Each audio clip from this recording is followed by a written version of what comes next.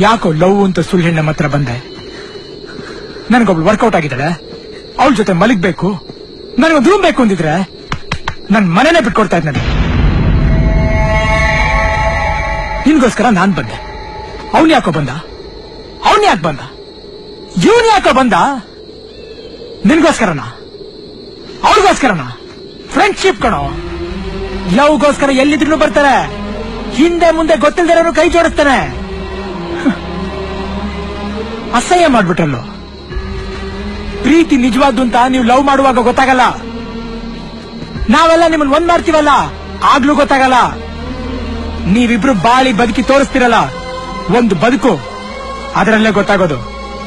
Love ಅಂದ್ರೆ ಹೆತ್ತವ್ರ ಎದುರು ಸಾಯ್ತಾರಲ್ಲ, ಯಾಕೆ ಹಿಂಗ್ ಅರ್ಧದಲ್ಲೇ ಓಡ್ ಬಂದ್ಬಿಡ್ತೀರಾ ಅಂತ.